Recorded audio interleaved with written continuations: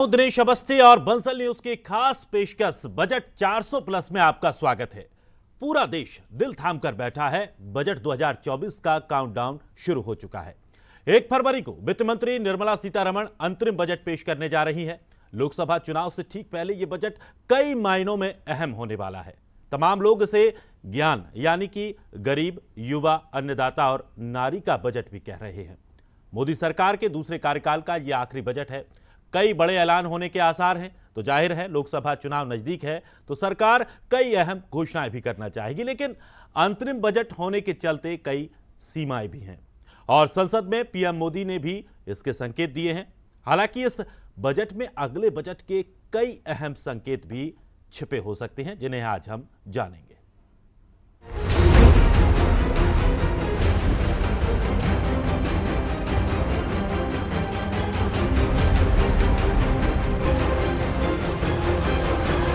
तो बजट की तैयारियां ये मानिए कि पूरी हो चुकी हैं। कल क्या कुछ खुलासा होगा, क्या कुछ पिटारे में निर्मला सीतारमण के होगा, वो सारा देश देखने जा रहा है। लेकिन उससे पहले कुछ उस पर चर्चाएं भी करनी है कि आखिर जरूरत क्या क्या है। तो हमारे साथ कुछ खास मेहमान भी आज स्टूडियो में मौजूद हैं। डॉक्टर रेणु यादव समाज सेवी हमारे साथ हैं, मनीष जोशी जी चार्टेड अकाउंटेंट हैं और जेपी पारासर जी भी हमारे साथ जुड़ गए हैं, अर्थशास्त्री हैं। सर, आपका बहुत बहुत तीनों मेहमानों का स्वागत है। मेहमानों से चर्चा करेंगे और इस बजट के बारे में भी जानेंगे, लेकिन उससे पहले थोड़ा सा ये भी समझ लेते हैं कि आखिर उम्मीदें क्या हैं, आखिर इस बजट से आम लोगों को उम्मीदें क्या हैं। मेरे सहयोगी संस्कृति के पास चलते हैं, वो हमें समझाएंगी कि आखिर इस बजट से आम लोगों को क्या कुछ उम्मीदें हैं।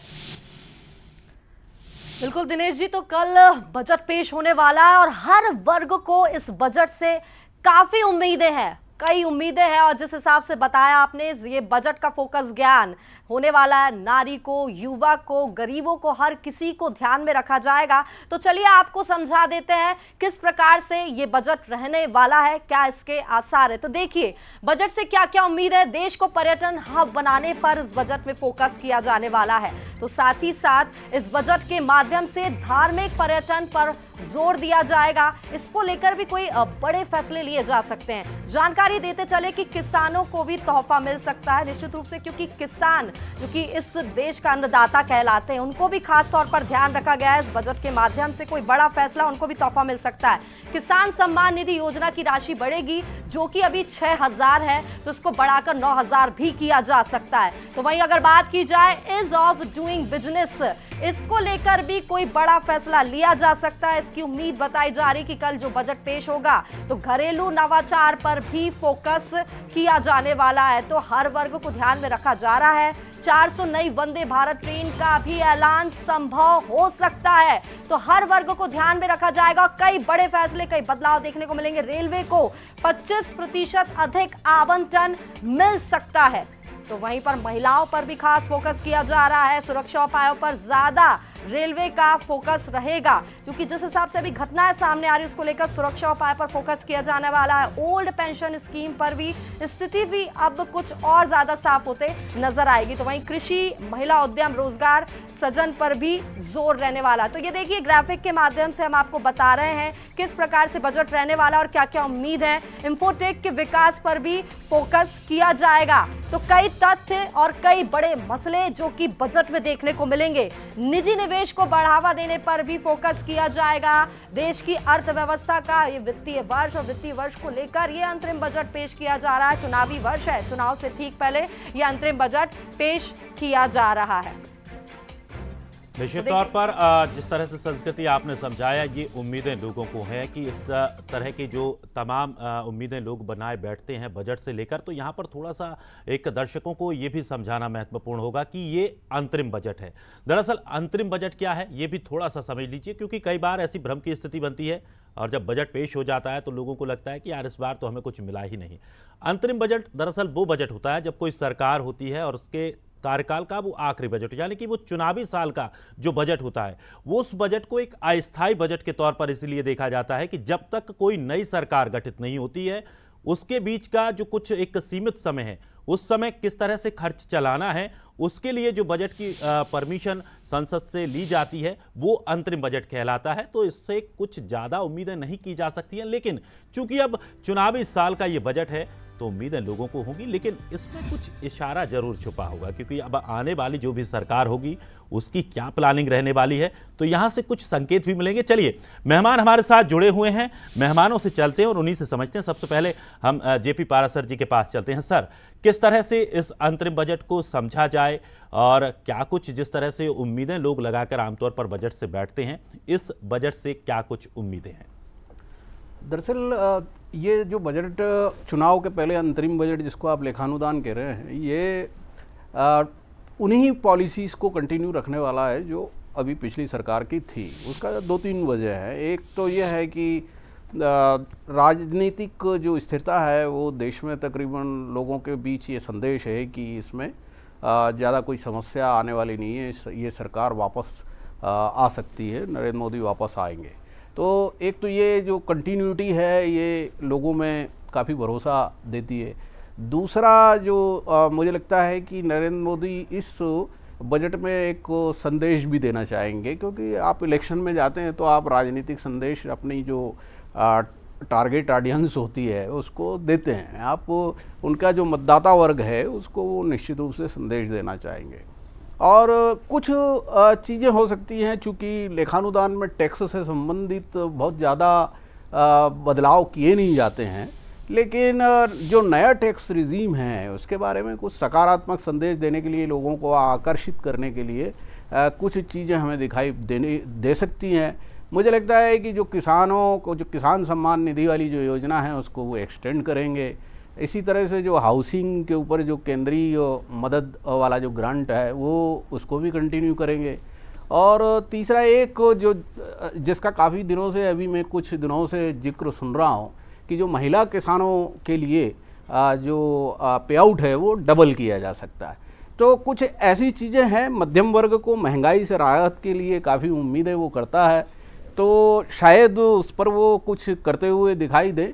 पर मैं सोचता हूँ कि सरकार इस समय जो फिस्कल डेफिसिट है उसके वो जो पिछला बजट अनुमान था उससे ज़्यादा चूँकि है, तो कुछ मोर्चों पर जो कैपेक्स वो जिस तरह से 25-35% का खर्च करती आई है पिछले 3 सालों में, तो उसमें वो कुछ कम पड़ सकती है, कुछ मध्यम पड़ सकती है।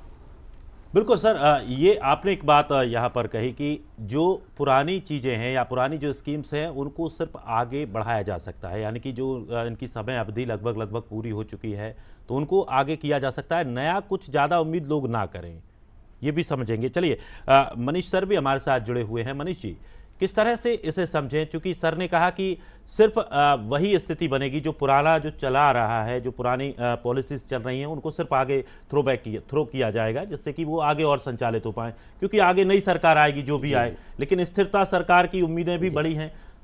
टैक्स स्लैब को लेकर जिस तरह से सर ने अभी समझाया कि टैक्स स्लैब में ज़्यादा कुछ इधर हेरफेर नहीं किया जा सकता, क्या कुछ उम्मीदें लग रही हैं या कुछ ऐसा संकेत इस बार दिया जा सकता है कि आगे कम से कम लोगों को ये उम्मीद रहे कि कम से कम जो 2 से 3 लाख रुपए तक का जो स्लैब था उसमें कुछ और छूट मिले? क्योंकि सर एक चीज़ मैं ये भी समझना चाहूँगा, आप अर्थशास्त्री हैं, महंगाई बढ़ती जा रही है और ये भी कहा जा रहा है कि अब गरीबी दर भी कम हो रही है, लोगों की जो आय है वो भी बढ़ती जा रही है, तो निश्चित तौर पर अब आय बढ़ेगी तो लोगों के लिए कम से कम सेविंग्स के लिए कुछ और ऐसी प्रावधान होने चाहिए कि 3 से बढ़ाकर कम से कम उसे 5 किया जाना चाहिए, जिससे कि लोगों को ऐसा लगे कि चले 5 लाख तक हमारे पास व्यवस्था है, हमें कोई टैक्स नहीं देना है। सबसे पहले बंसल न्यूज़ के दर्शकों को मेरा नमस्कार। जैसा कि आपने कहा कि इनकम टैक्स एक ऐसा एरिया है जिसमें मुझे लग रहा है पिछले 10 से 15 सालों से कोई बहुत मेजर चेंज नहीं हुआ है, जबकि इन 10 से 15 सालों में हम यदि इन्फ्लेशन का रेट एवरेज यदि 7 से 8% भी रखते हैं तो लगभग प्राइजेस 2 गुनी हो चुकी है। तो मुझे लगता है कि अभी फाइनेंशियल ईयर 2023-24 में जो लास्ट एस्टीमेट हैं फर्स्ट 8-9 मंथ्स के, उसमें इनकम टैक्स कलेक्शन बहुत अच्छा हुआ है, जो कि करीब 15 लाख करोड़ है। मुझे लगता है कि ये फाइनेंशियल ईयर ख़त्म होते होते ये 21 लाख से 22 लाख करोड़ तक पहुंच जाएगा टोटल डायरेक्ट टैक्स। तो गवर्नमेंट के पास एक कुशन तो है कि इसको एग्जाम्पशन लिमिट जो अभी बहुत सालों से 2.5-3 लाख के ब्रैकेट में चल रही है, अब चूँकि 2 टैक्स रेजिम है, एक ओल्ड टैक्स रेजिम है, एक न्यू टैक्स रेजिम है, तो उसमें 2.5 से 3 लाख अभी एग्जाम्पशन लिमिट हम एवरेज पकड़े, तो मुझे लगता है कि 5 लाख रुपए तक पहुंच जाती है तो एक निम्न मध्यम वर्ग को एक बहुत बड़ी सहूलियत मिलेगी। दूसरा बात मैं कहना चाहूँगा जीएसटी को लेके कि जीएसटी जब इंट्रोड्यूस किया गया था 2017 में, तो शायद सरकार ने भी नहीं सोचा होगा कि इतना बम्पर टैक्स कलेक्शन आएगा। आज की तारीख में एनुअल जीएसटी टैक्स कलेक्शन 2024 ख़त्म होते होते 20 लाख करोड़ क्रॉस करने वाला है। तो सरकार के पास में पर्याप्त संसाधन टैक्स कलेक्शन के फॉर्म में है, लगभग 41 लाख करोड़ 42 लाख करोड़, जो कि ओवरऑल जीडीपी से आप इसका रिलेशनशिप निकालो तो 14% आता है, जो पहले कभी नहीं रहा। तो सरकार के पास पर्याप्त संसाधन है। दूसरा, चूँकि चुनावी साल है, तो मुझे लगता है कि हर करदाता ये उम्मीद कर रहा है कि एग्जेम्पशन लिमिट बढ़ के 5 लाख तो कम से कम हो जाए। तो हम सभी ये आशा कर रहे हैं। निश्चित तौर पर यही उम्मीद है क्योंकि आमतौर पर सर देखा जाता है जब भी बजट आता है, जो मुख्य बजट है वो भी पेश होता है, तो मध्यम वर्ग के हाथ कुछ नहीं लगता है और ये आम चर्चाएं होती हैं। हम भी बैठकर फिर डिस्कशन करते हैं कि मध्यम वर्ग को क्या मिला, या तो उसका फायदा ज़्यादातर जो गरीबों को मिल पाता है या फिर जो बड़े उद्योगी हैं, उद्यमी हैं, उन लोगों को मिल पाता है। तो निश्चित तौर पर मध्यम वर्ग पर यहाँ पर फोकस होना देखने को मिलेगा। क्या कुछ यहाँ स्कीम तैयार की जाएगी, ये देखना दिलचस्प होगा। चलिए, हमारे साथ एक और मेहमान लखन चौधरी जी भी हमारे साथ जुड़ गए हैं, अर्थशास्त्री हैं। बहुत बहुत स्वागत है सर आपका। डॉक्टर रीनू यादव के पास चलेंगे, लेकिन उससे पहले संस्कृति के पास चलते हैं और संस्कृति से समझते हैं कि आखिर महिलाओं के लिए इस बजट से क्या कुछ उम्मीदें हैं। बिल्कुल, तो कल बजट पेश होने वाला है और ऐसे में हर किसी के जहन में कहीं ना कहीं उम्मीदें हैं कि हर वर्ग को ध्यान में रखकर कोई ना कोई प्रावधान किया होगा। और खास तौर पर अगर बात महिलाओं की जाए तो महिलाओं को लेकर इस बजट में क्या क्या प्रावधान किए हैं या क्या उम्मीदें हैं, वो भी आपको हम समझा देते हैं ग्राफिक्स के माध्यम से। बता देते हैं कि किस प्रकार की उम्मीदें महिलाओं के लिए मनरेगा में अधिक होगा आवंटन। ऐसा हो सकता है कि महिलाओं के लिए आवंटन अधिक होगा, ये प्रावधान किया जा सकता है। तो वहीं अगर बात की जाए महिलाओं को लेकर कई प्रावधान के लिए बात की जाए तो महिलाओं के लिए समर्थन पर भी जोर दिया जा सकता है।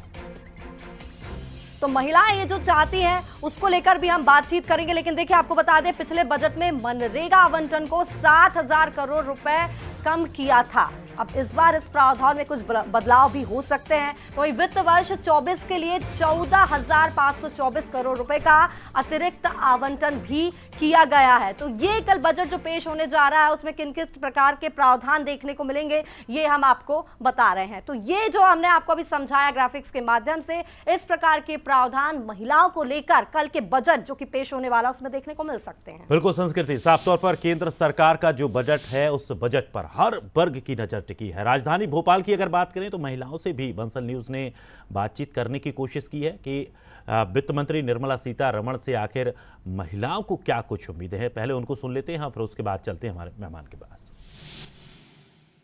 केंद्र सरकार अपना बजट पेश करने जा रही है और केंद्रीय वित्त मंत्री निर्मला सीतारमण बजट पेश करेंगी और इस बार फोकस में महिलाएं रहेंगी। लेकिन महिलाओं को इस बजट से क्या कुछ उम्मीदें हैं, क्या होना चाहिए बजट में और क्या नहीं होना चाहिए, किन चीज़ों से राहत मिलनी चाहिए। इस वक्त हमारे साथ तमाम महिलाएं हैं, जो कुछ इनमें से वो महिलाएं भी हैं जो घर को संभालती हैं और कुछ जॉब भी करती हैं। और आखिर किन किन सेक्टर्स में महिलाओं को राहत मिले, आपसे जानना चाहेंगे कि क्या आप चाहती हैं आप बजट से और क्या उम्मीदें हैं आपकी। बजट को लेके सबसे पहले तो शिक्षा को लेके है कि आए दिन फीस भी बढ़ रही है और बहुत सारी चीज़ें, मतलब शिक्षा बढ़ जाती है, पूरा मतलब घर का बजट ही मतलब ये हो जाता है, बिगड़ जाता है। आपको क्या उम्मीदें हैं बजट से? देखिए, मैं क्योंकि एक आम महिला हूँ, घर चलाती हूँ, तो सबसे ज़्यादा जो मुझे तकलीफ़ आती है वो किचन में, जैसे फ्लक्चुएटिंग जो वेजिटेबल या फ्रूट्स के रेट होते हैं वो आए दिन बढ़ रहे हैं। ऐसे में घर का जो आम तौर पे जो बजट होता है वो बहुत फ्लक्चुएट होता है। तो इसके संबंध में कोई फिक्स्ड कोई ऐसी गवर्नमेंट की कोई स्कीम नहीं है, कोई SOP नहीं है जिसमें चाहे किसान हो या मीडिएटर हो जो इतना रेट फ्लक्चुएट करता है, जिसमें आम आदमी को तो सबसे ज़्यादा इसी से मार पड़ती है ना। आप क्या चाहती हैं बजट से, क्या राहत मिलनी चाहिए या फिर अभी महिलाओं के लिए जो योजनाएं चल रही हैं उससे आप खुश हैं और वैसी ही कुछ योजनाएं और आनी चाहिए?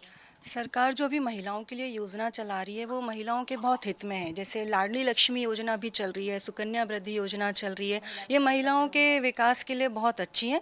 तो मैं उनसे यही कहना चाहूँगी कि वो आगे भी महिलाओं के लिए और अच्छी योजनाएं लेकर आएँ। महिलाएं फोकस में हमेशा ही रही हैं और महिलाओं के लिए बहुत सारी योजनाएं भी आई। इस बार आप क्या चाहती हैं महिलाओं को आत्मनिर्भर, आर्थिक रूप से और ज़्यादा मजबूत बनाने की दिशा में, और कैसी जो स्कीम्स है वो आनी चाहिए? जो महिलाएं घर पर रहकर अपना बिजनेस शुरू करना चाहती हैं या कुछ भी, तो उसके लिए बैंक से रिलेटेड या गवर्नमेंट लोन वगैरह इस तरह की कुछ फैसिलिटीज़ आनी चाहिए। तो मिल रही है और चाहिए? हाँ, मतलब और भी जो छोटे रूप में घर से लोग स्टार्ट कर सके, उसके लिए कोई उनको वो नहीं चाहिए कि नहीं।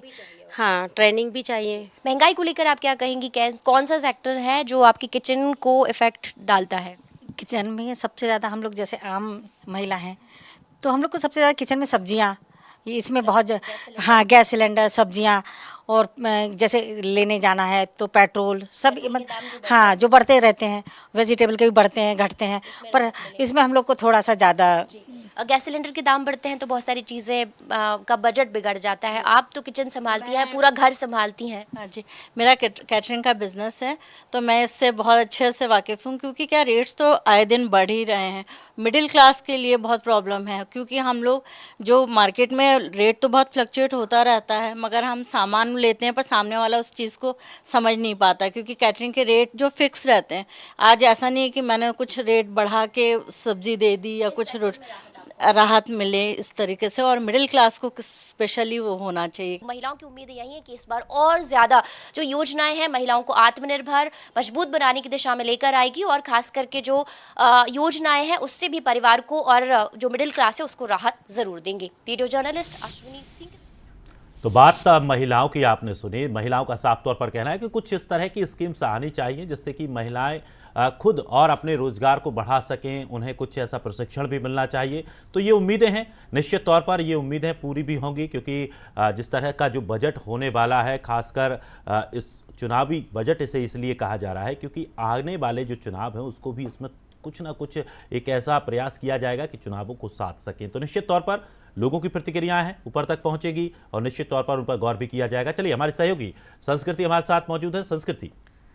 बिल्कुल दिनेश जी, लोगों की प्रतिक्रियाएं सामने आई हैं और ये बात ऊपर तक जरूर पहुंचेगी। जैसे कि हमारी संवाददाता रंजना दुबे ने महिलाओं से बातचीत की, उनके मन की बात को जाना। उनका कहना है किचन से लेकर स्कूल की फीस तक, बच्चों की स्कूल की फीस तक बहुत सारी चीजें हैं जो महिलाओं को भी इफेक्ट करती हैं। हमारे साथ रीनू यादव जी जुड़ी हैं, समाज सेवी हैं, उनसे जानना चाहेंगे, उनसे समझते हैं। रीनू जी, इस बजट को लेकर आप कैसे देखती हैं?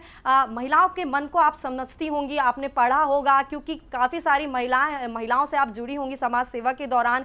किन किन चीजों से महिलाएं जूझती और उनके मन में क्या है इस बजट को लेकर, हम आपके माध्यम से जानना चाहेंगे कि क्या बदलाव इस बजट के माध्यम से देखती हैं, क्या उम्मीदें उन महिलाओं को हैं? जी, मैं ये कहना चाहूँगी कि मोदी गवर्नमेंट हमेशा विमेंस को फेवर करती रही है, महिलाओं पे ही केंद्रित उनका बजट पिछले साल भी था, इस साल भी महिलाओं के लिए ये सुनने में आ रहा है कि काफ़ी अच्छी योजनाएं मिलेंगी। बट अंतरिम बजट है तो इससे कुछ बहुत ज़्यादा एक्सपेक्टेशंस तो नहीं रख सकते, बट स्टिल विमेन वांट्स की अभी तक आपने देखा होगा कि जितनी भी मैक्सिमम योजनाएं गवर्नमेंट के निकलती हैं वो एक पर्टिकुलर महिला वर्ग के लिए ही सीमित रह जाती हैं। तो वो उनके लिए ही सिर्फ सीमित ना रहकर टैक्स पेयर जो फीमेल्स हैं उनको भी, जैसे आयुष्मान योजना के अंतर्गत उनको भी हेल्थ बेनिफिट्स मिलने चाहिए। और मुझे लगता है कि विमेन हेल्थ की बात कहीं पर होती नहीं है, तो विमेन हेल्थ के लिए एक अच्छी योजना लाई जा सकती है कि जिसमें महिलाओं को free health checkup per year कुछ नंबर फिक्स करके फ्री हेल्थ चेकअप उनके लिए अच्छे हॉस्पिटल्स में ऑर्गेनाइज हो, इस तरीके की योजनाएं आ सकती हैं। अगर हम लोग डिस्क्रिमिनेशन को कम करना चाहें तो जो सिंगल गर्ल चाइल्ड के पेरेंट्स हैं उनके लिए अच्छी योजनाएं लाई जा सकती हैं, जैसे उनको एटलीस्ट कम से कम ट्रेवल अलाउंसेस, जो ट्रेवल टिकट्स होती हैं वो हाफ करना चाहिए, उनकी स्कूल की एजुकेशन में फ़ीस रिबेट मिलना चाहिए। प्लस इसके साथ साथ एक और जो बड़ा इशू फीमेल फेस करती हैं, जैसे इस साल टूरिज़्म में भी बढ़ावा हो रहा है, तो टूरिज़्म प्लेसेस या पब्लिक प्लेसेस हैं वहाँ पे शी लॉन्जेस की संख्या को बढ़ाया जाना चाहिए। प्लस वो शी लॉन्ज इतने गंदे और इतने बदबूदार होते हैं कि उस पर महिलाएं जाना भी पसंद नहीं करती। तो प्लस हेल्थ एंड हाइजीन से रिलेटेड शी लॉन्ज को थोड़ा विकसित करना चाहिए, ब्रेस्ट फीडिंग जोन्स बनाए जाने चाहिए। और इसके साथ साथ महिलाओं को अगर वो business ease of doing business की बात हो रही है, तो अभी मैम ने बात करी कि लोन मिलना चाहिए, तो मुद्रा योजना ऑलरेडी है जिसकी लिमिट आई थिंक 10 लाख तक है, उसको बढ़ाकर एटलीस्ट 20 लाख तक करना चाहिए। जो वर्किंग फीमेल्स हैं उनके टैक्स स्लैब में वृद्धि करना चाहिए, उनको थोड़ा और रिबेट मिलना चाहिए। तो इस तरीके का इस बार भी फीमेल्स बहुत उम्मीद भरी नज़रों से गवर्नमेंट को देख रही हैं कि वो इस बार सिर्फ लाडली योजना जैसी ऐसी योजना ना लाएं कि वो एक पर्टिकुलर वर्ग तक सीमित हो, बल्कि उन महिलाओं को भी इस बार शामिल किया जाए जो कि दिन भर घर भी संभालती हैं, बाहर भी काम करती हैं। तो वर्किंग फीमेल्स के लिए भी कुछ इस तरीके की योजनाएं आनी चाहिए। निश्चित तौर पर जिस तरह से आपने जो बातें कही वो वाकई है, महिलाओं की दरकार भी यही है और उनको उम्मीदें भी है कि इस तरह का कुछ ऐसे बजट्स में कुछ इस तरह की ऐसी स्कीम्स आए कि सिर्फ उन्हें ऐसा ना लगे कि उन्हें कोई एक अनुदान तौर पर दे रहा है, बाकी उन्हें एक सक्षम बनाने के लिए खड़ा किया जा रहा है। वो मेहनत भी कर रही हैं और उनको उसका फ़ायदा भी मिलेगा। और निश्चित तौर पर जब महिलाएं किसी काम को करने में जुट जाती हैं तो पूरी सादगी के साथ, पूरी शिद्दत के साथ जब उस काम को करती हैं तो सफल भी होती हैं। और ये हम आमतौर पर हमने देखा है कि कई महिलाएं ऐसी मिसाल बनकर सामने आई हैं जिन्होंने बड़ी मेहनत से अपने आप को एक बड़ी जगह पर स्थापित किया। चलिए, महिलाओं की बात हो गई, आम लोगों की भी बात कर लेते हैं। रायपुर में लोगों का कहना है कि ये बजट महंगाई से राहत देने वाला बजट हो, जिससे कि जो आम लोग हैं, मध्यम वर्ग है, उसको कुछ परेशानियों का सामना ना करना पड़े। तो क्या कुछ उनकी परेशानियां हैं, जरा वो भी ग्राफिक्स के जरिए समझ लेते हैं। पेश होने जा रहे हैं सर, और लोकसभा चुनाव सामने हैं, ऐसे में किस तरीके से बजट चाहते हैं सरकार से? पहले तो छत्तीसगढ़ के जनता को नमस्कार, जय जोहार। और हम लोग ये चाहते हैं सर कि हमारे जितने भी राज्य में कर्मचारी संघ है, सभी का मांग इस बजट में हो, सबका मांग पूरा हो और सबको सरकार का सहयोग मिले, यही चाहते हैं सर। ठीक है कि ये जो अंतिम बजट है, यह बजट सरल सुशील बजट हो, जिसमें महिलाओं को विशेष सुरक्षा मिले और जो गैस सिलेंडर का दाम हो कम हो, और जो अनुसूचित जाति जनजाति पिछड़े वर्ग के लोग हैं उनके बच्चों को पढ़ाई लिखाई में सुविधा मिले। और मैं चाहता हूं कि जो माननीय प्रधानमंत्री जी के स्वच्छ भारत अभियान, जो छत्तीसगढ़ के सरकारी स्कूलों में 43,301 कर्मचारी जो पिछले 12 वर्षों से काम कर रहे हैं, उनके तरफ नरेंद्र मोदी से निवेदन करता हूं कि जो राशि राज्य सरकार द्वारा दिया जा रहा है उसमें केंद्र सरकार भी 70% 60% अंशदान दे, जिससे राज्य सरकार और केंद्र सरकार मिला करके स्कूल सफाई कर्मचारी या अन्य कर्मचारी की जो समस्या है वो केंद्र सरकार से बजट मिलने पर राज्य सरकार को लाभांश मिले, उनसे फायदा हो, ऐसा आशा विश्वास करते हैं। तमाम कर्मचारी है, महिलाओं के लिए आप लोग क्या कुछ कहना चाहेंगे? क्योंकि महिलाओं के लिए सरकार काफी कुछ सोचे है, महतारी वंदन योजना छत्तीसगढ़ में लागू है। महिलाओं को सशक्त कैसे बनाया जा सकता है, कैसे महिला आगे बढ़े, देश का प्रतिनिधित्व करे? महिलाओं के लिए तो महतारी वंदन योजना का जो अभी तक तो लागू नहीं हुआ है, और गैस का सिलेंडर जो है उसका भी अभी कीमत कम नहीं हुआ है। तो हम लोग महंगाई की मार अभी भी झेल रहे हैं। खाने पीने की चीज़ अभी भी महंगाई है, जैसे दाल है, तेल है, हर चीज़ की महंगाई है। तो हम लोगों का तो इतना कम वेतन में गुजारा नहीं हो पाता। तो सरकार से उम्मीद करते हैं कि सम्मानजनक हम लोगों के मानदेय राशि मिलना चाहिए। निश्चित तौर पर उनका साफ तौर पर यह कहना है कि सरकार महंगाई जो बढ़ रही है उस पर लगाम लगाने की दिशा में कार्य करो। बजट ऐसा हो कि महंगाई की मार झेल रही जनता को राहत मिले। कैमरा पर्सन कैलाश सट के साथ बंसल न्यूज, रायपुर, छत्तीसगढ़। और बिल्कुल, महंगाई हमेशा से ही एक बड़ा मुद्दा रहा है। इस महंगाई ने कई सरकारें बदल दी हैं और अब लोगों को दरकार है कि शायद ये सरकार उन्हें इस महंगाई से राहत दे, या ये जो बजट आने वाला है वो महंगाई से राहत देने वाला हो। तो बजट में क्या कुछ प्रावधान हो सकते हैं वो भी थोड़ा सा दर्शकों को हम समझाएंगे। हमारी सहयोगी संस्कृति ग्राफिक्स के जरिए हमें समझाएंगे क्या कुछ प्रावधान। बिल्कुल दिनेश जी, क्योंकि महंगाई हमेशा से ही एक बड़ा मुद्दा रहा है, ना सिर्फ आम लोगों के लिए बल्कि गरीब परिवारों के लिए, मध्यम वर्ग के लोगों के लिए। और काफ़ी उम्मीदें उनको रहती है कि इस बजट में कोई ना कोई ऐसा प्रावधान किया जाएगा जिससे गरीबों को, मध्यम वर्गीय परिवार वालों को राहत मिलेगी। तो चलिए, क्या कुछ प्रावधान हो सकते हैं, क्या बदलाव देखने को मिल सकते हैं, ग्राफिक्स के माध्यम से समझते हैं। तो महंगाई से फौरी राहत मिलेगी, पेट्रोल डीजल पर खुशखबरी मिल सकती है।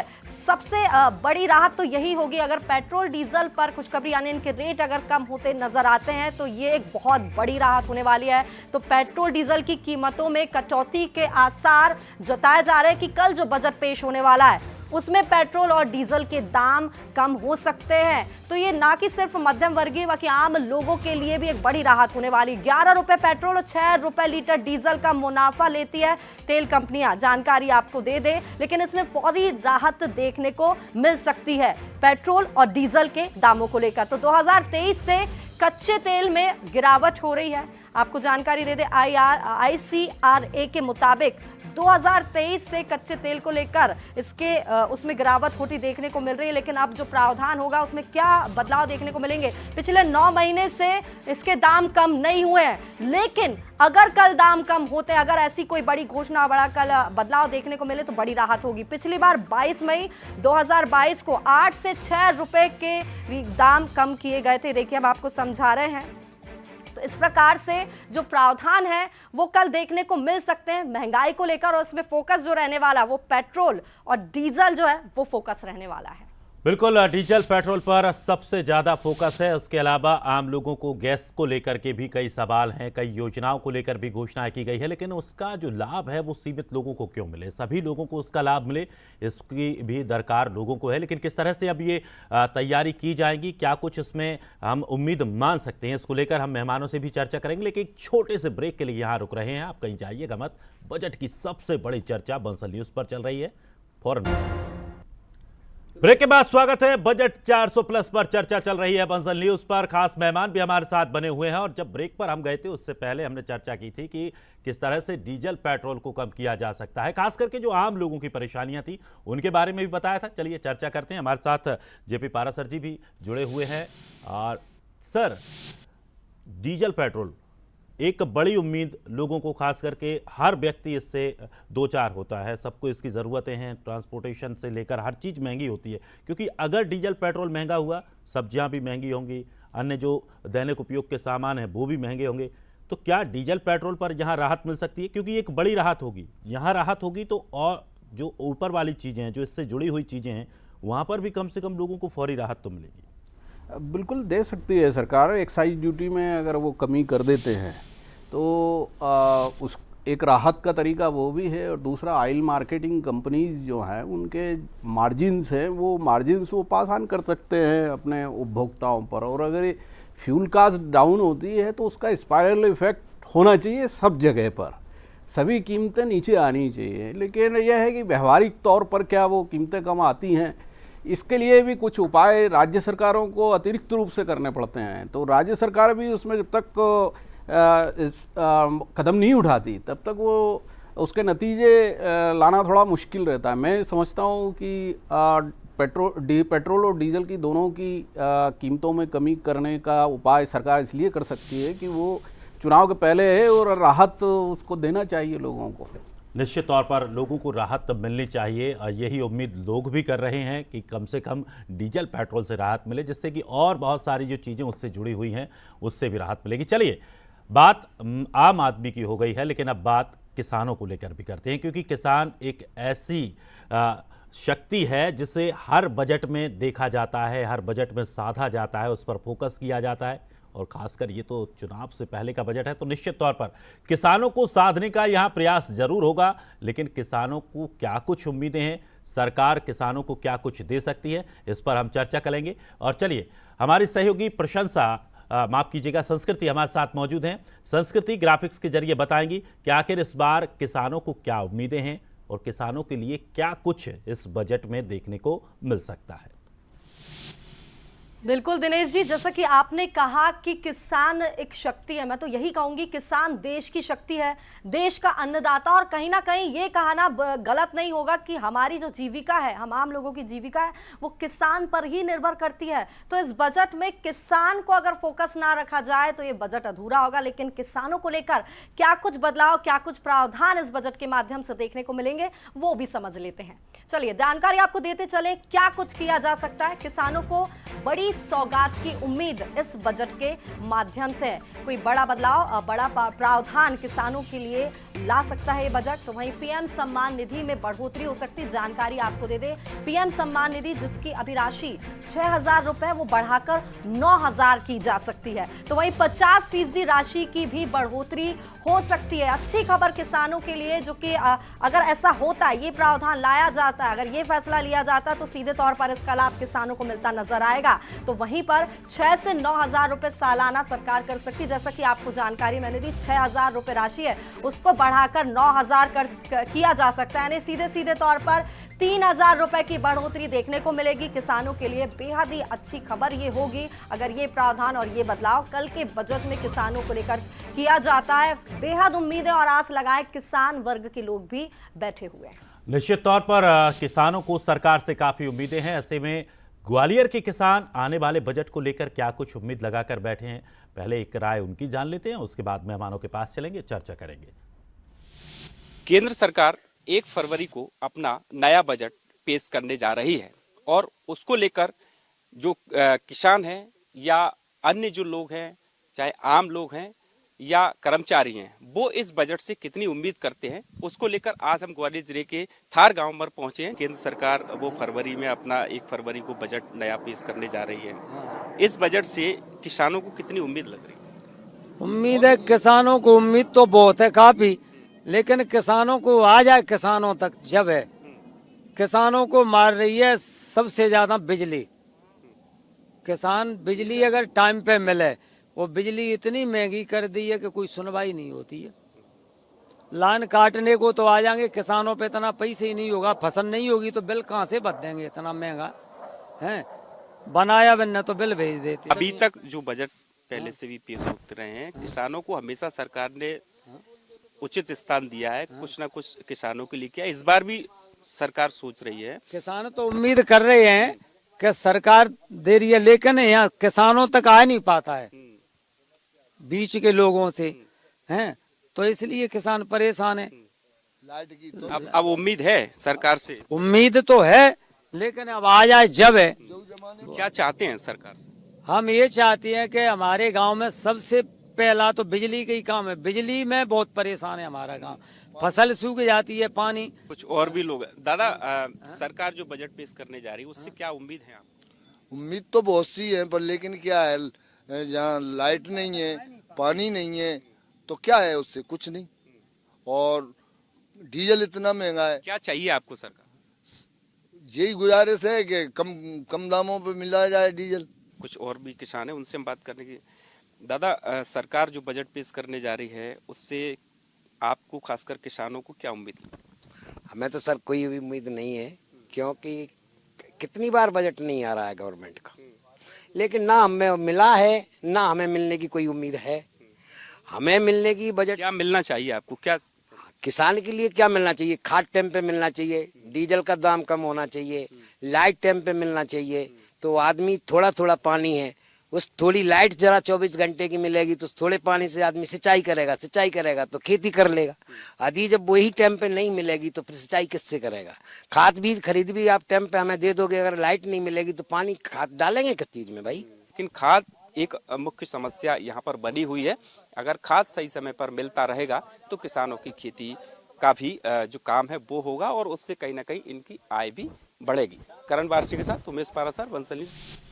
तो जब किसान खेती की बौनी करने के लिए जाता है तो उस समय निश्चित तौर पर कई खबरें ऐसी हम पढ़ते हैं, कई खबरें हमें ऐसी दिखाती हैं जहां रात भर 2-2 दिन तक किसान खाद के लिए लाइन में लगा रहता है। निश्चित तौर पर एक बड़ी समस्या है, बड़ी परेशानी है कि किसान यही चाहता है कि उसे समय पर खाद मिले, डीजल मिले, बिजली मिले, जिससे कि वो अपनी फसल को सही तरीके से उगा पाए और देश की भागीदारी में वो अपना योगदान निभा पाए। तो निश्चित तौर पर उम्मीदें हैं, उनकी महत्वपूर्ण ये उम्मीदें हैं, इसको भी समझेंगे। हमारे साथ मेहमान भी बने हुए हैं।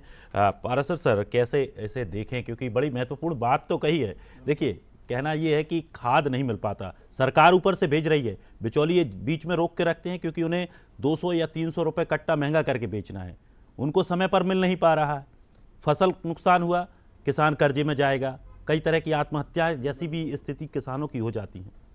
नहीं, वो ठीक कर रहे हो। जो अभी आप हालात देखिए कि सोयाबीन जो प्राइसेस हैं वो 1400 रुपये गिर चुके हैं अभी, और लहसुन जो किसान के पास नहीं है वो 480 रुपये किलो बाज़ार में बिक रहा है। तो ये जो डिस्पैरिटी है कि आप किसान को अगर प्राइस राइज भी होता है तो उसका फ़ायदा किसान को नहीं मिलता, लेकिन वो जब उसके हाथ में फसल होती है तब उसके प्राइसेस वो डाउन हो जाते हैं। तो जो अभी हमारा जो रूरल सेक्टर है और फार्मिंग सेक्टर है वो काफ़ी इस समय मौसम की खराबी के कारण भी उसको काफ़ी दिक्कत है, और मुझे लगता है कि वो जो डिस्ट्रेस है उसको एड्रेस इस बजट में किया जाना चाहिए और शायद होगा भी।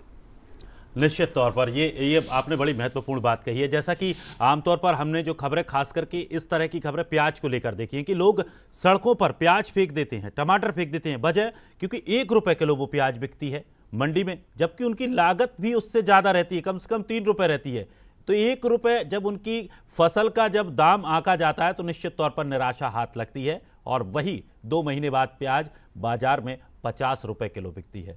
तो निश्चित तौर पर ये समस्याएं भी साथ साथ में दूर किस तरह से हों, इसमें किस तरह से पारदर्शी जो काम है वो हो पाए, ये देखना भी बहुत ज़रूरी है। चलिए, हमारे साथ और भी मेहमान हमारे साथ बने हुए हैं, मनीष जी भी हमारे साथ बने हुए हैं। मनीष जी, किस तरह से समझें, बड़ी विडंबना होती है किसान के साथ? देखिए, एक एग्रीकल्चर सेक्टर हिंदुस्तान की बैकबोन है, टोटल इकोनॉमी में इसका कंट्रीब्यूशन लगभग 18% है। एक आयरनी है, जैसे पारा साहब ने बताया कि एग्रीकल्चर में केवल गवर्नमेंट पॉलिसी से ज़्यादा कुछ नहीं होना है, मौसम का प्रभाव इसमें एक बड़ा रोल प्ले करता है। तो ज़रूरत है कि एक डिस्ट्रीब्यूशन अरेंजमेंट प्लस एक लॉस कॉम्पनसेशन गारंटी जैसी कुछ स्कीम गवर्नमेंट को करनी चाहिए। मुझे याद है 3-4 साल पहले सरकार को प्याज खरीदनी पड़ी थी, उसमें सरकार ने प्याज जब खरीदी तो प्याज में खरीदी में नुकसान बहुत हुआ। सरकार की अपनी समस्याएं हैं, बजटरी कंस्ट्रेंट्स भी हैं। तो ये सरकार की जितनी समस्या है उससे ज़्यादा बड़ी समस्या समाज की है। एक उपभोक्ता के रूप में हम सबकी है कि एक समय प्याज 1 रुपये किलो या टमाटर 1 रुपये 2 रुपये किलो कोई नहीं खरीद रहा होता, और वही थोड़ा समय निकल जाने के बाद 50 रुपये 80 रुपये 100 रुपये किलो में मार्केट में हमें खरीदनी पड़ती है। आई एम श्योर कि गवर्नमेंट पॉलिसीज़ बना रही है इसको लेके, चूँकि ये वेजिटेबल स्पेशली सीजनल क्रॉप्स हैं और इनकी जो शेल्फ़ लाइफ है बहुत छोटी है। टमाटर की शेल्फ़ लाइफ हार्डली 1 हफ्ता है, प्याज की 15 दिन है, लहसुन की थोड़ी ज़्यादा होगी 3 महीने है। पर ऑल सेड एंड डन, इसके साथ साथ ये भी इम्पॉर्टेंट है कि यदि आज जैसे पारासा साहब बताए कि किसान के हाथ में लहसुन नहीं है और वो 480 रुपये किलो बिक रहा है, तो वो प्रॉफिट कौन चार्ज कर रहा है, कहाँ पे जा रहा है, उसको लेके थोड़ा सा गवर्नमेंट को स्ट्रिक्ट पॉलिसी कुछ बनाएंगे तो मुझे लगता है उसमें कुछ सुधार आएगा। बिल्कुल, और इस तरह की उम्मीद है किसानों को है कि कुछ इस तरह की अब स्कीम्स आनी चाहिए। आप तमाम सुविधाएं दे रहे हैं लेकिन वो सुविधाओं का सही तरीके से संचार नहीं हो पा रहा है, और यही वजह रहती है कि लोग फिर परेशान रहते हैं। और फिर जिस तरह से आपने देखा भी सर कि जो किसान झुंझला कर कह रहे थे हमें क्या मिलता है बजट में, बजट तो हर बार आता है, तो वही इस तरह की स्थितियाँ ना बने, इसको किस तरह से सही तरीके से पारदर्शिता से जो स्कीम्स है किसानों तक पहुँचे, उसके लिए भी प्रयास करना होगा। लेकिन चलिए, युवाओं से भी बात करेंगे। हमारे साथ डॉक्टर रीनू यादव भी बनी हुई हैं, उनसे भी हम सवाल लेंगे। लेकिन पहले युवाओं को लेकर के भी थोड़ी सी चर्चा कर लेते हैं कि युवाओं को आखिर इस बजट से क्या उम्मीदें हैं, क्योंकि युवा इस देश का भविष्य है। आमतौर पर सभी सरकारें कहती हैं, लेकिन युवाओं के लिए बजट में क्या है ये देखना भी बड़ा दिलचस्प होगा। चलिए, हमारे सहयोगी संस्कृति हमारे साथ मौजूद हैं। संस्कृति बताएंगी कि आखिर युवाओं को क्या उम्मीदें हैं और क्या कुछ सरकार इस बजट में युवाओं के लिए ला सकती है। बिल्कुल दिनेश जी, आपने सही कहा, युवा जो कि देश का भविष्य है, तो निश्चित रूप से इन युवाओं को काफ़ी कुछ उम्मीदें इस बजट से है, और ख़ास तौर पर रोजगार को लेकर युवा बहुत परेशान रहते हैं। तो क्या कुछ प्रावधान होंगे, बदलाव होंगे, ये देख लेते हैं। लेकिन समझ लेते हैं कि युवाओं से जुड़े क्या कुछ बदलाव देखने को मिले। तो रोजगार योजना, जैसा कि हमने जिक्र किया, इसका विस्तार हो सकता है, राहत मिल सकती है युवाओं को। इसके लिए हमेशा अक्सर देखा जाता है युवा जो है वो परेशान होते नजर आते हैं, और रोजगार एक बड़ी समस्या युवाओं में देखने को मिलती है। तो आत्मनिर्भर भारत रोजगार योजना ABRY में भी विस्तार होगा, यानी कि इस योजना को लेकर और भी कई अच्छे और बड़े पॉजिटिव बदलाव देखने को मिल सकते हैं। ABRY कंपनी को प्रोवाइड कराती है सब्सिडी, जो है वो कंपनियों को प्रोवाइड कराती है ABRY, तो इसको लेकर प्रावधान किया जा सकता है। अच्छी खबर देखने को मिल सकती है। तो योजना के विस्तार से रोजगार के अवसर पैदा होंगे। अगर योजनाओं का विस्तार किया जाएगा तो इसका सीधा कनेक्शन रोजगार से होगा, उसमें भी विस्तार होगा। मार्च 2024 तक योजना समाप्त होने वाली है, तो इसलिए और भी ज्यादा महत्वपूर्ण हो जाता है कि किस प्रकार से बदलाव किए जाते हैं। तो ग्रामीण रोजगार योजना के तहत NREGA का भी बजट बढ़ सकता है, ये बजट भी बढ़ाया जा सकता है। तो रेलवे, डिफेंस और इंफ्रास्ट्रक्चर जैसे सेक्टर में भी रोजगार का ऐलान हो सकता है। ये बदलाव हमें देखने को मिल सकते हैं। और चलिए, हमारे साथ समाज सेवी रीनू यादव जी भी जुड़ी हुई हैं, उनसे जानना चाहेंगे, उनसे समझना चाहेंगे कि युवा देश का भविष्य कहे जाने वाले, कई उम्मीदें हैं, लेकिन अगर देखा जाए रोजगार को लेकर खासी परेशानी युवाओं में देखने को मिलती है। और इसके बाद अगर बात की जाए बिजली, पानी समस्या, ये सब इन्हीं से कनेक्ट करती हैं, क्योंकि अगर रोजगार के अवसर इन्हें मिलेंगे तो ये सारी चीजें भी आगे इनके लिए आसान होती नजर आएंगी।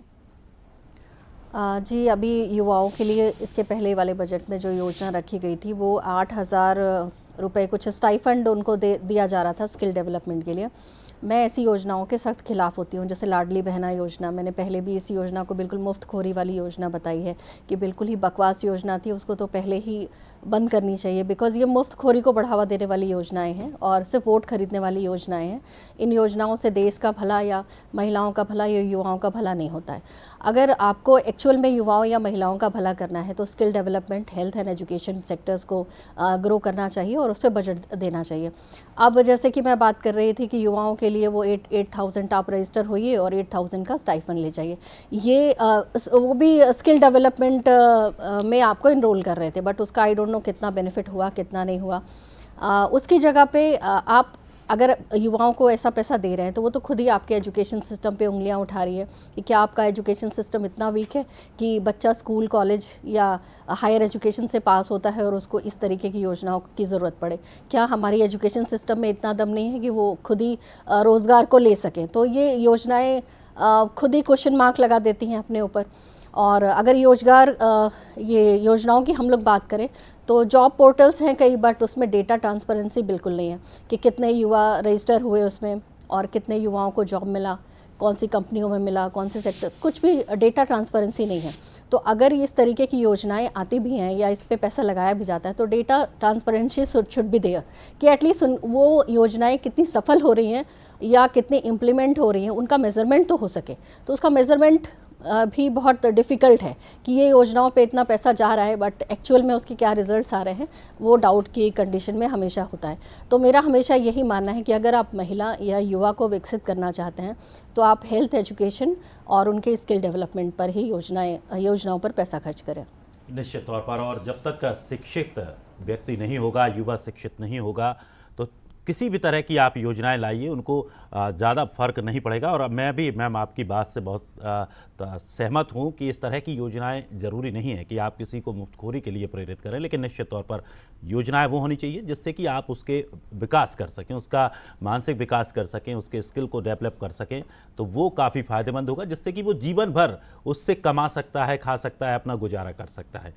चलिए अब कुछ और चर्चा कर लेते हैं। युवाओं की बात हो गई, महिलाओं की बात हुई, किसानों की बात हुई, लेकिन एक और बड़ा तबका हमारे देश में है, खास करके वो तबका है नौकरी पेशा। काफ़ी मेहनत करते हैं, 8 से 9 घंटे की शिफ्ट करते हैं, कमाते हैं, लेकिन जब टैक्स कटने की बात आती है तो सबसे ज़्यादा असर उन पर ही पड़ता है। और ये भी कहा जाता है कि जो नौकरी पेशा लोग हैं सबसे ज़्यादा टैक्स भी वो पे करते हैं, और अगर थोड़ा सा भी ऊपर नीचे स्थिति होती है तो उनका पूरा बजट भी बिगड़ जाता है। चलिए समझ लेते हैं नौकरी पेशा लोगों को क्या कुछ उम्मीदें हैं, टैक्स को लेकर क्या कुछ उम्मीदें हैं। हमारी सहयोगी संस्कृति के पास चलते हैं। बिल्कुल दिनेश जी, क्योंकि बात अब युवाओं की कर लिए हैं, रोजगार की कर लिए, तो इसके बाद एक बड़ा तबका नौकरी पेशा लोगों से भी जुड़ता है और खास समस्या नौकरी पेशा लोगों के साथ भी रहती है। और ये आम इंसान हैं, इनकी कई बड़ी समस्याएं हैं और खास उम्मीद ये भी लगाए बैठे हैं कि क्या कुछ बदलाव इनको लेकर, टैक्स को लेकर खास तौर पर किए जाने वाले या हो सकते हैं, और कल का दिन इसीलिए भी बेहद महत्वपूर्ण है। चलिए समझ लेते हैं ग्राफिक्स के माध्यम से नौकरी पेशा वालों के लिए इनकम टैक्स छूट की उम्मीद है। जी हाँ, के बारे में जिक्र किया गया, सबसे बड़ी चीज इनकम टैक्स, इसकी छूट की उम्मीद है। वहीं ओल्ड टैक्स रिजीम में टैक्स छूट की सीमा 5 लाख रुपए से बढ़ाई जाएगी।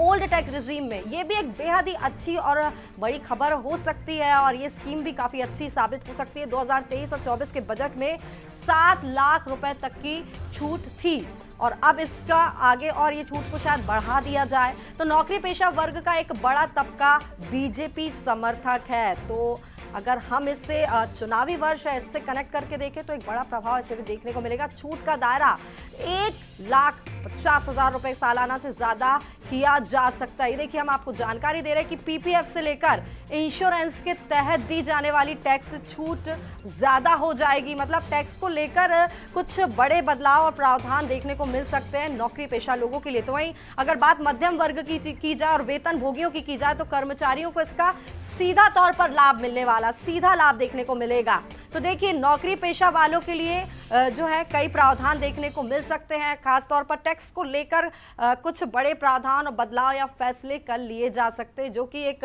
आम आदमी की जेब पर सीधे तौर पर असर डालेगा। बिल्कुल। और सबसे पहले जब बजट आता है तो लोग सुबह अखबार में अगर देखते हैं तो पहले जो टैक्स वाला कॉलम है वही पढ़ते हैं कि यहाँ पर कितना हमको लाभ मिलने वाला है। चलिए मनीष सर के पास चलते हैं, उनसे बेहतर कौन समझाएगा हमें। मनीष जी, किस तरह से समझें टैक्स स्लैब को लेकर उम्मीदें लोगों को, खास करके मध्यम वर्गीय जॉब जो कर रहे हैं उन लोगों के लिए। और सर एक चीज़ और थोड़ा सा संक्षेप में आप समझाइए कि सरकार अगर और ज़्यादा इस टैक्स को लेकर करते 6 लाख रुपए तक या 8 लाख रुपए तक करती है, कितना सरकार को नुकसान होता है? क्योंकि सरकार को निश्चित तौर पर नुकसान होता होगा। जी देखिए, नौकरी पेशा वर्ग पर जो इनकम टैक्स की लायबिलिटी आती है उसकी एक खासियत ये है कि उससे स्किप करने का उनको चांस नहीं होता। जैसे बड़े उद्योग, बड़ी कंपनियां जो होती हैं उनको अपने बैलेंस शीट में जो नेट टैक्स पे जो नेट प्रॉफिट आता है उस पर टैक्स लग रहा है, तो उसमें उन्हें सारे खर्चे चार्ज करने की परमिशन होती है। लेकिन एक नौकरी करने वाले को उसकी सैलरी जो भी बन रही है उस पर एक स्टैंडर्ड रेट से टीडीएस उसका हर महीने कट जाता है, तो उसके पास टैक्स प्लानिंग का कोई स्कोप नहीं होता है। जबकि वो भी उसके ऑफिस जाने आने के खर्चे जो हैं वो तक उसमें एक्सपेंस को अलाउ करने की परमिशन उसे नहीं होती। तो सबसे ज़्यादा जो टैक्स का बर्डन है वो एक नौकरी पेशा पे भी आता है, और उसमें भी जो लोअर मिडिल क्लास का नौकरी पेशा व्यक्ति है। तो जैसे मैंने पहले भी बताया कि बहुत समय से ये 2.5-3 लाख रुपए की रेंज का एग्जाम्पशन लिमिट चल रहा था, तो इसको कम से कम 5 लाख रुपए या 7 लाख रुपए तक जाना चाहिए, जिससे कि उसके जो घर के खर्चे हैं एटलीस्ट वो एग्जेम्प्टेड इनकम में से वो उनको खर्चा कर सके। तो सभी का यही मानना है कि लोअर मिडिल क्लास जिसकी साल की आय 6-7 लाख 8 लाख रुपए की रेंज में होती है, तो कम से कम उसको छूट दे दी जानी चाहिए, वहाँ तक हमें एग्जाम्पशन दे देनी चाहिए, जिससे कि उसका टैक्स का रिटर्न भरने का भी लोड कम होगा। सरकार को भी data processing, return processing, assessment करने में कम रिटर्न प्रोसेस करने पड़ेंगे, और वो जो छोटा व्यक्ति है उसको सुविधा भी मिल जाएगी। इसका एक बड़ा इम्पैक्ट, उम्मीद है तो वो पूरी कर सकता है। और इसका एक बड़ा वो लोग करते हैं कि इस महीने हम कुछ ये लेके आ सकते हैं घर में, तो एक टैक्स का बड़ा, देखिए इसके बड़े कास्केडिंग इफेक्ट्स होंगे। यदि 6 लाख रुपए तक उसको एग्जेम्प्टेड इनकम मिल गई तो वो जो खर्चा करेगा वो इकोनॉमी को बड़ा बूस्ट करेगा। जी बिल्कुल, हाँ, अगर वो उसके पास ज़्यादा पैसा होगा, ज़्यादा खर्च करेगा, वो पैसा मार्केट में आएगा तो निश्चित तौर पर जो आर्थिक स्थिति है वो मजबूत होगी। तो चलिए, चर्चा हुई है और बजट को लेकर चर्चा हुई है, सभी वर्गों को क्या कुछ उम्मीदें रहीं वो भी हमने आपको बताया। लेकिन अब ये तो जब कल हमारी वित्त मंत्री निर्मला सीतारमण जब साफ तौर पर इस बजट को पेश करेंगी तो ये पता चलेगा कि फ़ायदा किसको मिलने वाला है। बहुत बहुत शुक्रिया आप सभी मेहमानों का। डॉक्टर रीनू यादव, आपका भी बहुत बहुत शुक्रिया। मनीष जोशी जी, जेपी पारासर जी और लखन चौधरी जी भी हमारे साथ जुड़े थे, उनका भी बहुत बहुत शुक्रिया। तो बजट 400 प्लस कल कैसा होगा ये पता चलेगा, लेकिन क्या कुछ राहत लोगों को मिलने वाली है वो देखना भी बड़ा दिलचस्प होगा। लेकिन इससे